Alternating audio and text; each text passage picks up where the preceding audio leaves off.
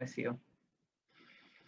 Okay, so the correlation, a simple bivariate correlation is a descriptive statistic.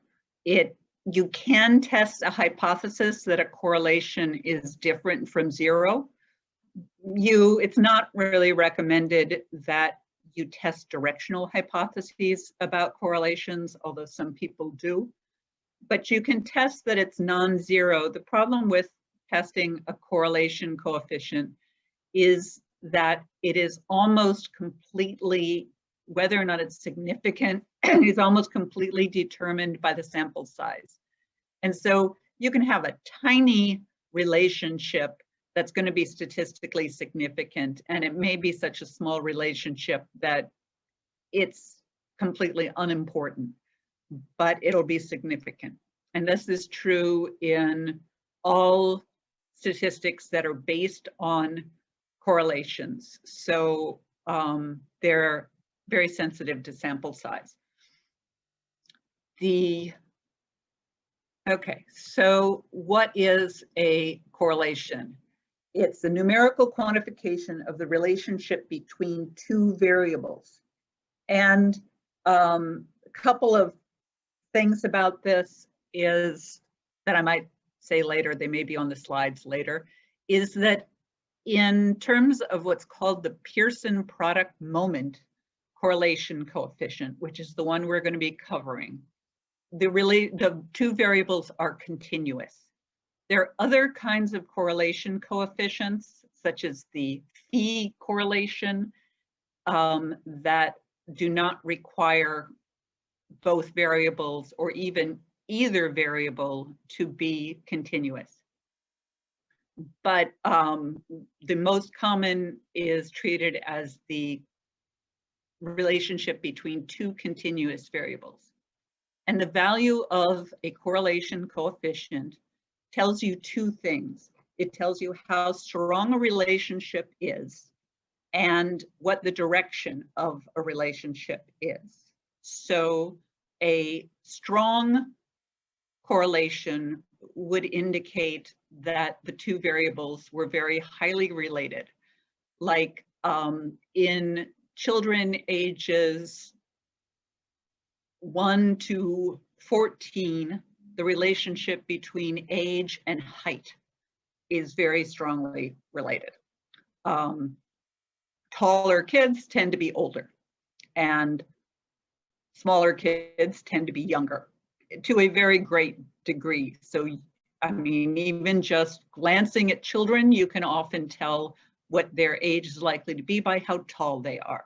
So that's one of the things about strength is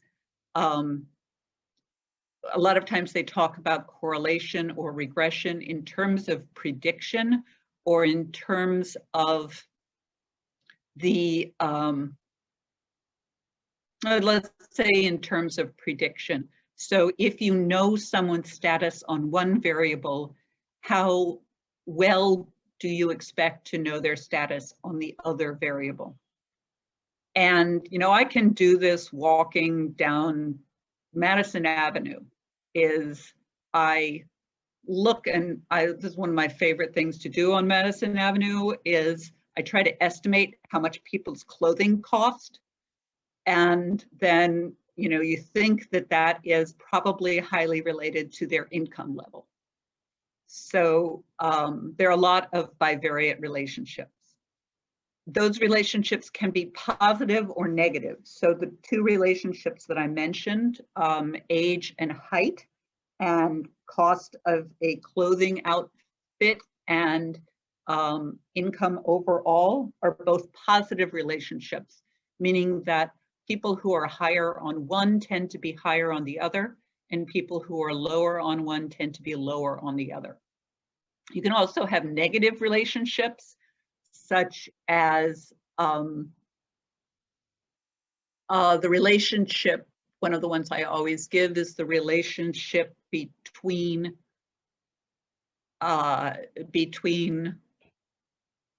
amount of sleep and attention.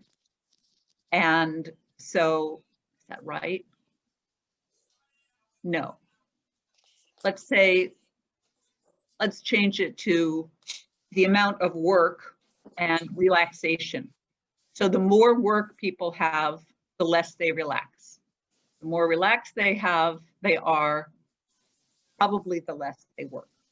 And that may not be, as it says down at the bottom, completely linear.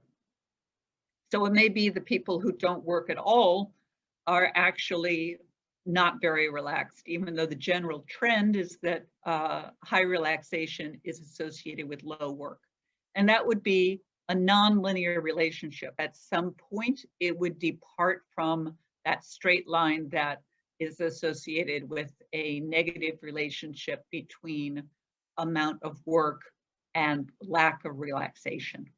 So that's called a different functional form. We're always going to be talking about a linear relationship, but there are ways to model using different adaptations of correlations, relationships that are not expected to follow a straight line, either up or down. So as I said, basically you're looking with a correlation of strength and direction. And we use correlation coefficients basically for descriptions. How strongly is one related to another, and is the direction positive or negative? You can use correlation coefficients in inferential studies. And that is usually when you're going to turn to regression, because usually then you're trying to predict a dependent variable from multiple predictors. That's called multiple regression. And predicting one thing from another, like predicting income from clothing expense, isn't often that interesting because of all the variables, all the possible variables that are left out. So bivariate relationship is much more likely to be simply descriptive, whereas multiple simultaneous correlations, which is the case with multiple regression, is more likely to be inferential.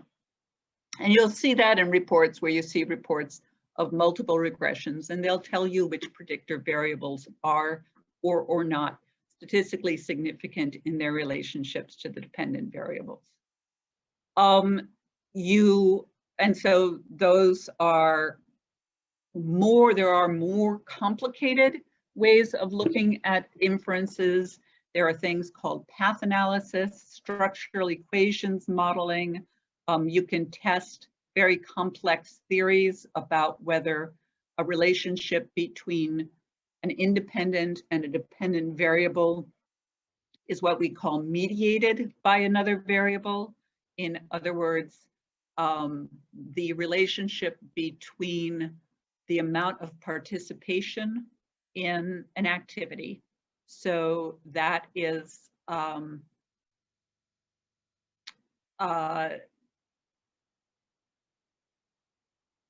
I'm trying to think if that's a good example. Okay, so let's say that your dependent variable is mathematics achievement. And your independent variable is number of practice rounds. The effect of the number of practice rounds on math achievement may partly just be due to practice. That's a direct relationship on math achievement. But there can also be something called a mediating relationship, which might be a motivation variable. So it might be whether there's a theory called expectancy value theory, which you may have covered in your learning theories class about motivation. So it might be that for practice to have an effect on math achievement, then it has to relate to students' expectancies that they will succeed. So simple practice with continued failure will not relate in higher math achievement. The practice has to also be staged from levels where children can be successful towards more more challenging models that they can also then master and further in order for students to develop an expectancy for success. So practice is then mediated by expectancy. Its culminating relationship on math achievement is partly related to a motivational factor. So that's kind of two correlations. There's a relationship between math achievement and or math practice and expectancy. It's actually three. There's a relationship between math practice and math achievement. There's a relationship between math achievement and math expectancy or self-efficacy. And there's a relationship between expectancy and math achievement. That's just a more sophisticated way of using multiple bivariate correlations at the same time. And that's called path analysis. So those are various ways that correlation coefficients are used, and that's why it is treated so extensively, like in our second semester course, because it's very, very flexible for multiple purposes in both descriptive and inferential work.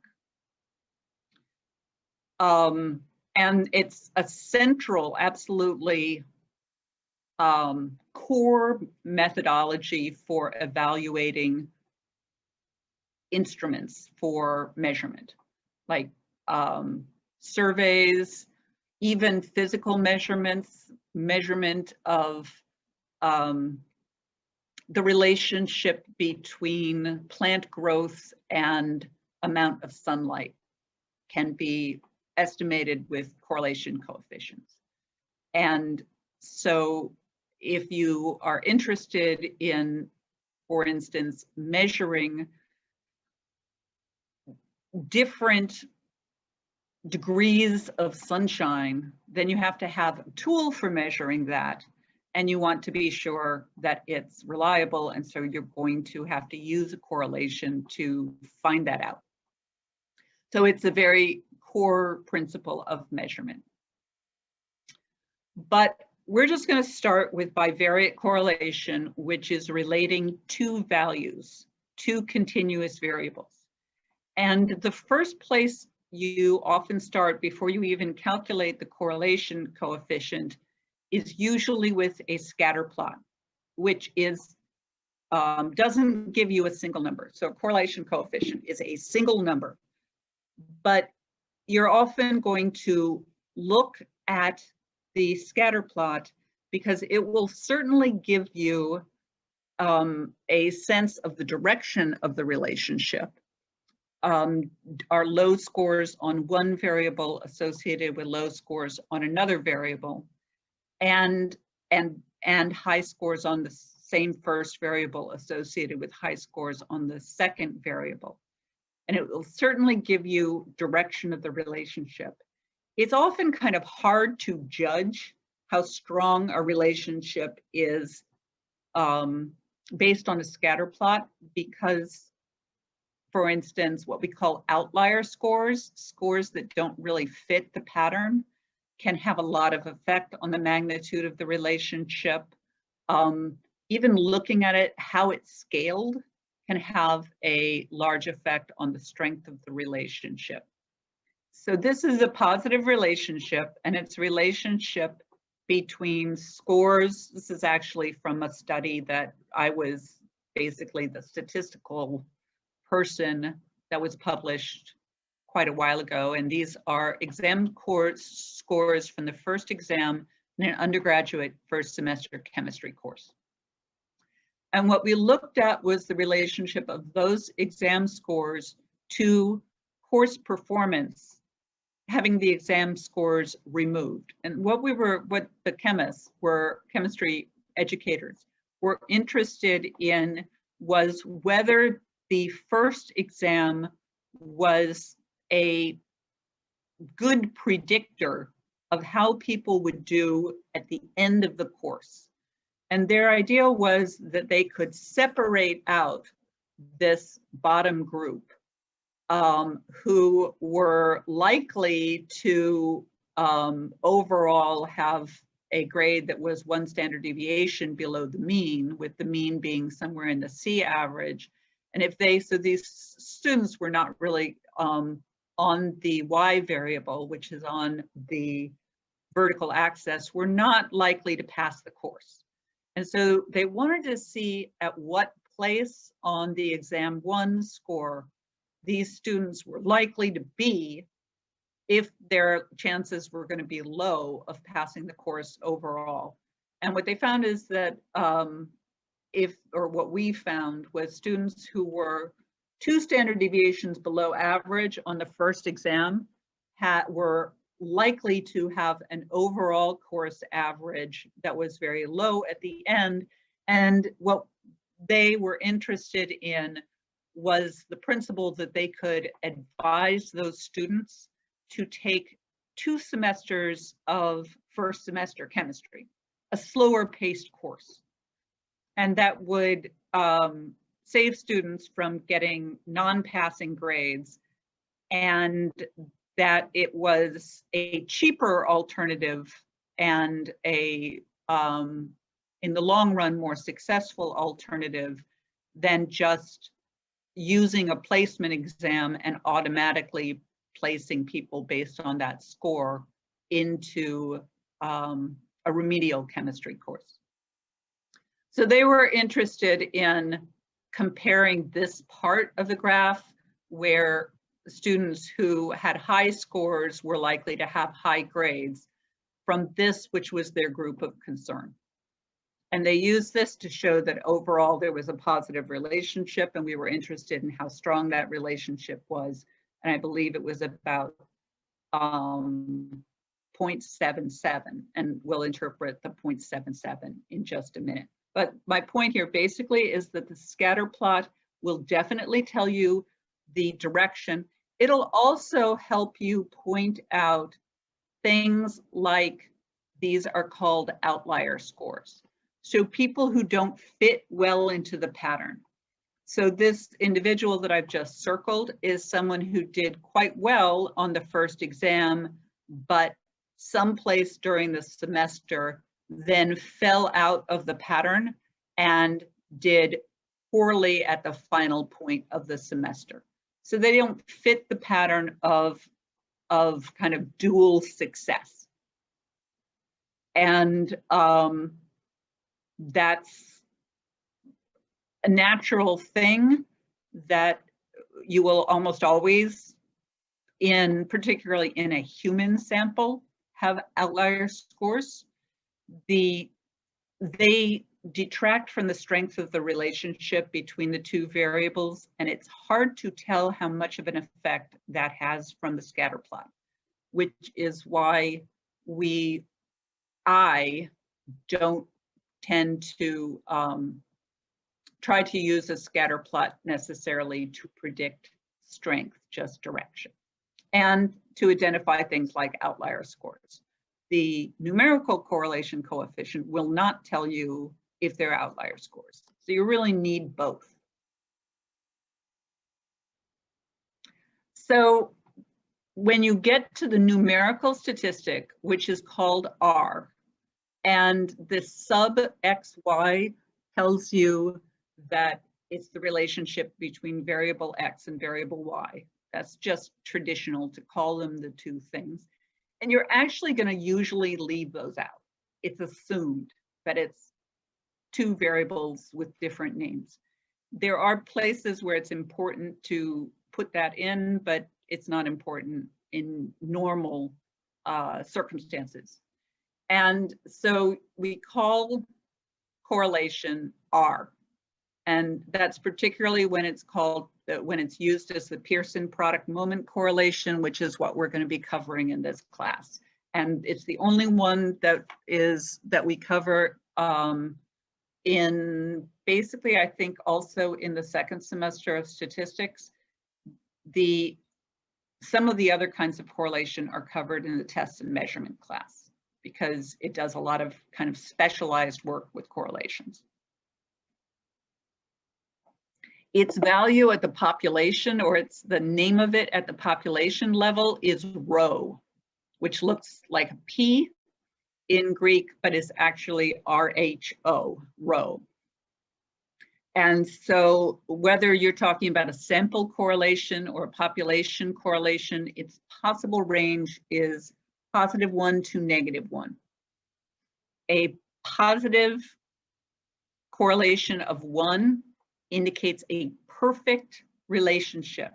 That means there are no outliers. That means that every single value fits this line, that every value for people is actually on what we call the line of best fit, and there are no points anywhere away from that line. And you're basically never going to see that. So that's a perfect positive relationship, a correlation of 1. And a perfect negative relationship would be the same, but it would have a downtrend. So that a perfect negative relationship would have a downward sloping line of best fit between, and we'll get into what best fit means later, but in this case, every point in the sample, if it was perfect relationship, would actually be on that line. And that would be a relationship of -1. So that if someone were at this point on the x-axis, they had a score of such and such, whatever this value is, you would know exactly that they would also be at this point on the y-axis. So you'd have perfect prediction. If you knew one score, you'd know the other score. You're never going to see this. What you're always going to see is a scatter, which is why we use a scatter plot, because in human research, the points do not fall exactly on the line. There are some people who could, for instance, have a high score on X and like a moderately or moderate score on Y. And they'd be out here, and you might call them an outlier depending on where the rest of the variables were. But it would be possible for a score from a human being to be outside the clustering of most of the other people. So if you have a correlation of 0, then what you're saying is that there's no relationship between the two variables. And so one variable tells you nothing at all about where a person stands on the other variable. So you have a low score on X, and that's associated with a low score on Y. Okay, I've got that one. And you've got a high score on X, which is associated with a high score on Y. So I've got that one. But you also have another low score on X, which is associated with a high score on Y, and a high score on X. Oh, so I shouldn't have done that.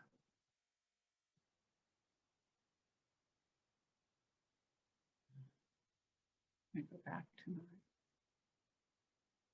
I never know how to get back to annotation there. So you have a high score on X, which is associated with a low score on Y. And then you have a bunch of people in between. And now you can't say, is being a high on X associated with being low on Y? That would be a negative relationship. Is being low on X associated with being low on Y? That would be a positive relationship. You just have no idea. It's a cloud of unrelated things. You can't predict one from another at all.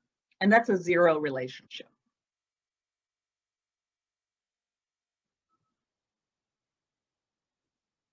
Should I continue?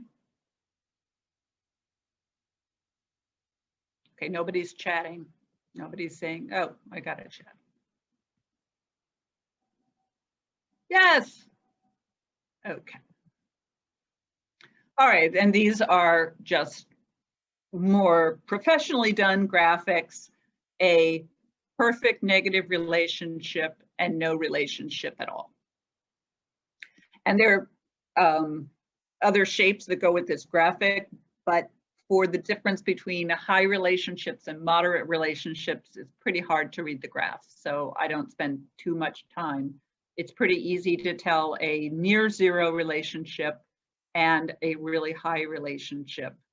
But what it all has to do really is clustering around these possible lines.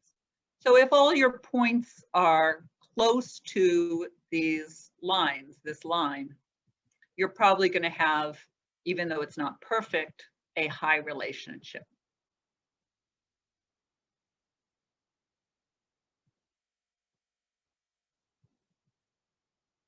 Okay, so now, how do you figure out what this value is besides looking at the scatter plot? Because the scatter plot only tells you so much. You can't look at it and estimate very well how strong a relationship is.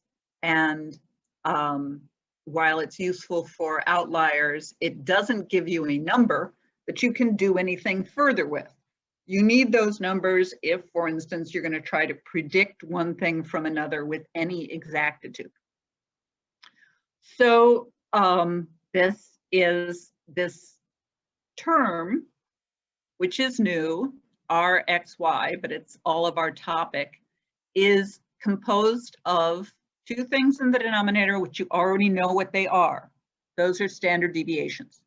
And it's the product of the two standard deviations. And it's the numerator term that is new. And that is called covariance. So you have had variance. And variance is composed of the sums of squares divided by the degrees of freedom. The sums of squares are all of the deviations of a score from the mean squared and added together. So let's see if I can, I'll never be able to make that clear if. So it's x minus the mean of x. It's each of these squared, right? And that's going to give you your sums of squares. Now you could write that out in more detail as each of these mean times itself, right? That's just breaking down the square.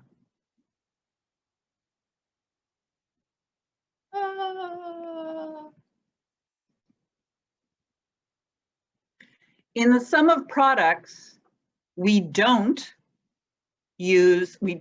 multiply the deviation times itself. Instead, what we multiply the deviation by is the other variable's deviation. So you multiply this by the deviation of y from its mean. So you could consider x minus x bar times x minus x bar the amount that a value deviates from its mean times itself. And the sum of products is the product of two different variations from the mean. So one is the sum of its own variations, or the product of its own variations from the mean, and the other is the product of two different variables deviated from the mean. I'm going to break that down more, give more examples of it later. But conceptually, that's what a covariance is. You could look at the variance as being how much a variable varies with itself, and the covariance as how much does it vary with someone else.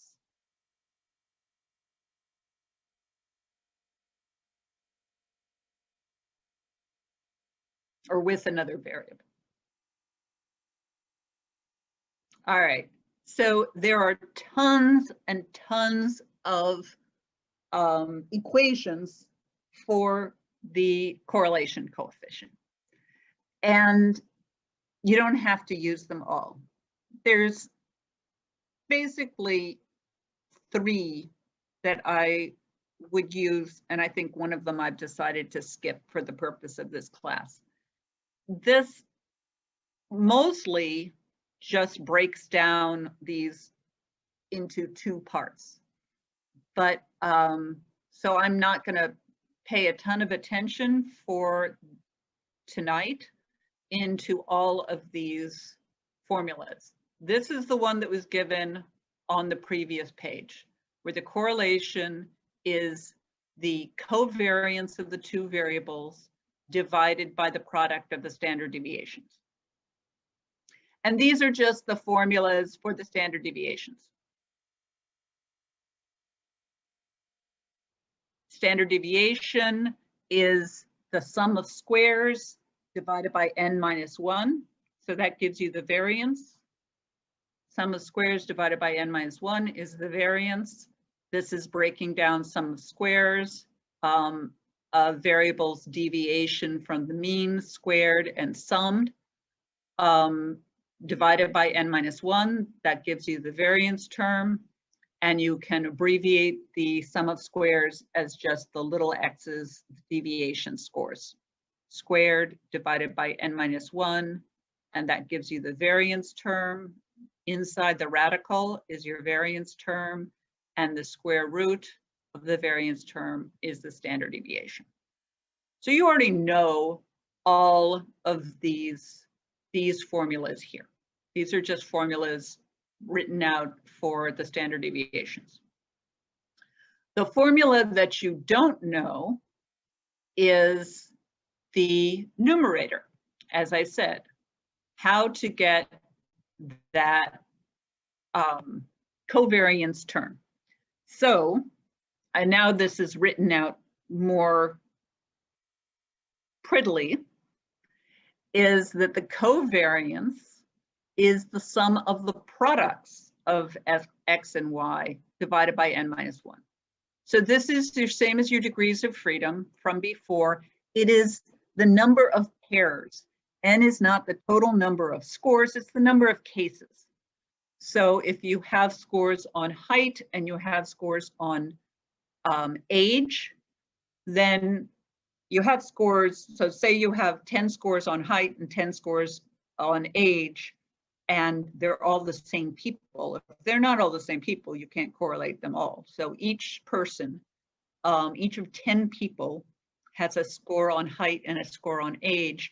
Then you have an N of 10, and your degrees of freedom are 9. So the sum of products is divided by the degrees of freedom, and that gives you the covariance. So the sum of products, what is that? The sum of products is the product of the x deviations times the y deviations.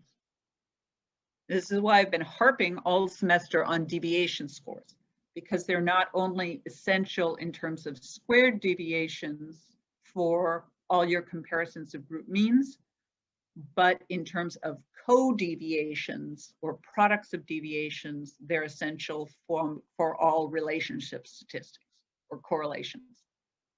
Correlations, not all relationship statistics. So if you want to do a short form for deviations, a little x is the same as this term inside the parentheses, and a little y is the same as this term in parentheses. So those are just small case italicized y's and x's to indicate that they're deviation scores. Makes the formula look prettier. Okay, so this is a kind of detailed version of this formula that we're not going to try to use. It's not worth your time, but it is a different way of looking at a correlation coefficient. There's an essay that sometimes I assign, particularly in my measurement class. I'm not plugging the measurement class next semester. I don't think any of you are probably taking it, but there's an essay I often require in that called 13 Ways of Looking at a Correlation Coefficient. Does anybody know what that's a reference to? 13 Ways of Looking at a Correlation Coefficient. Just for fun, just for giggles. Is anybody 13 ways of looking at something? Ring a bell from your liberal arts education?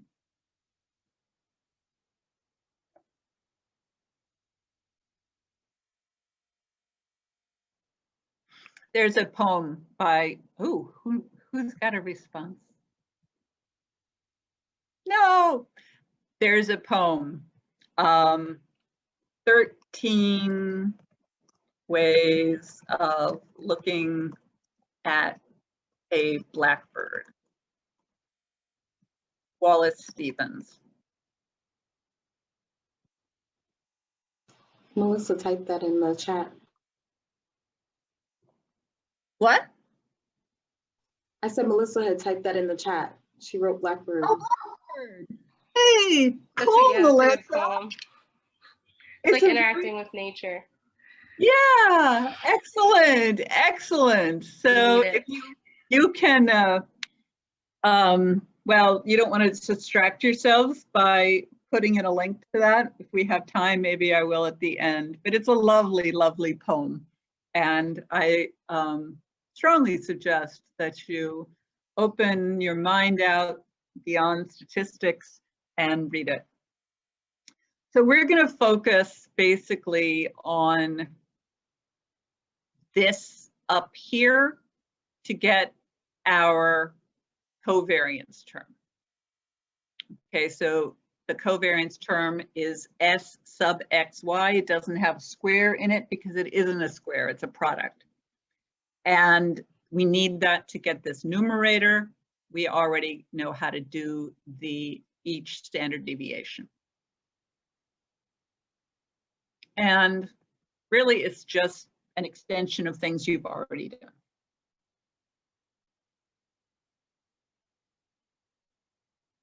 This is I couldn't remember whether I put this in. If you already have z-scores on each case, it's the sum of the products of the z-scores divided by degrees of freedom. So if you have, so that's another way of looking among the 13 at a correlation coefficient. And if you already have z-scores calculated, then it can be useful, but other than that, it's more interesting if you feel like mentally breaking it down. It will get you exactly to the same place that we were before, because each deviation or each z-score is based on an individual score's deviation from the mean. So the z-scores end up being equivalent to the things in the other formulas. So I don't usually use this because it's just as much trouble to calculate this. It's actually an extra step, but there are cases where you have z-scores. What a regression does is it creates an equation. So correlation is just a value, R equals something, but regression is an equation that tries to predict a y variable from an x variable. Now in bivariate regression, you still just have a total of 2 variables. You've got screen time and attention. but it's slightly different in that you actually choose a dependent variable and you predict one from the other, and there is an equal sign. So you look also at how exactly you are able to predict. And you can try to use the equation to, for instance, predict other values that are not in your sample. And that's really how you start to make the bridge to inferential statistics, is that you can use a regression equation to make inferences about cases that are not in your sample. So it assumes, this is where you get to fitting the line, because the equation only creates a line. And we know from the data that there is spread along the line. All the spread is considered random error in that it's not explained by the line. It's off the line. And so the correlation where there's a lot of stuff spread around the imaginary line is not going to make a very good regression equation, because the regression equation creates a line, basically just the same thing as kind of a linear relationship in algebra. That's, you know, y equals mx plus b. So that's what it makes. You can have multiple x's, but a simple bivariate one is just that line. The problem is that in humans data in the social sciences, we have a lot of people who are off the line. And to the extent that people are off the line doesn't fit very well. That's why it's called the line of best fit. So why do I have this slide here? I'm not supposed to have this slide. I'm supposed to have this slide.